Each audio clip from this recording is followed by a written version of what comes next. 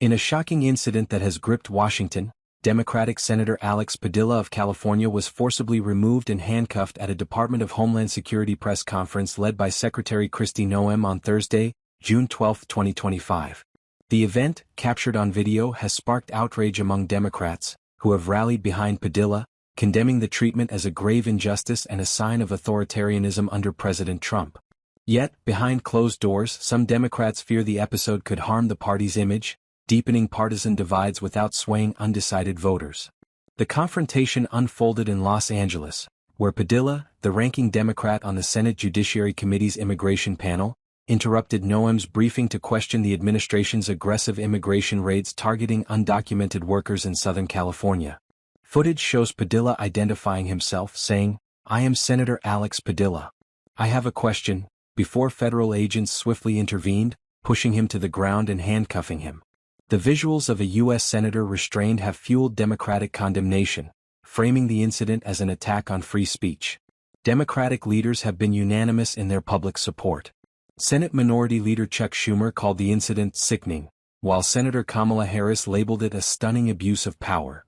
Senator Adam Schiff demanded Noem's resignation, and House Minority Leader Hakeem Jeffries called it un-American.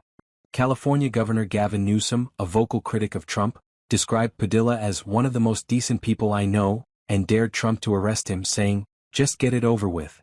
The Democratic National Committee warned that the incident signals steps toward authoritarianism. Padilla has leaned into the controversy, using it to highlight the plight of immigrants targeted by Trump's policies. In a fundraising appeal he wrote, "If this is what they do to a U.S. senator, imagine what they do to farm workers, day laborers, and cooks targeted in California and beyond." His office reported a civil but tense meeting with Noem post-incident. Democrats have seized the moment to rally against Trump, with the Congressional Hispanic Caucus demanding an investigation and protests outside Senate Majority Leader John Thune's office. However, some Democrats privately worry the incident could backfire. Did it change anyone's minds or just rev up the base?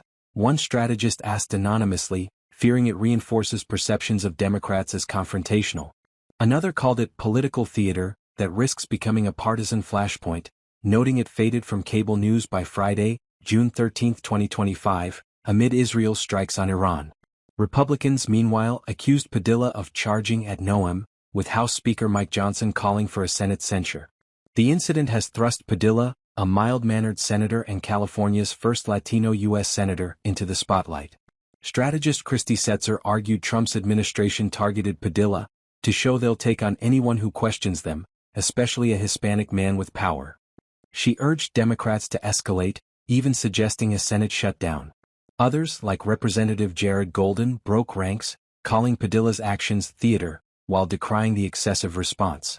The episode underscores a shift within the Democratic Party. After initially exploring cooperation with Trump, many now favor confrontation. Strategist Joel Payne predicted more leaders will follow Padilla and Newsom, saying, "We need to show voters we'll walk the walk." Recent actions, like Senator Chris Van Holden's trip to El Salvador for a deported constituent, reflect this tougher stance. As tensions rise, Democrats are pushing for investigations into the agents involved and questioning federal overreach in cities like Los Angeles, where National Guard units have been deployed amid protests. Noem's remark about liberating Los Angeles has raised alarms about the administration's intentions. The Padilla incident remains polarizing. For Democrats, it's a call to resist Trump's policies. For Republicans, it's evidence of Democratic grandstanding. Whether it shifts the political landscape or deepens divides is unclear, but it has cemented Padilla as a symbol of resistance in a fractured nation.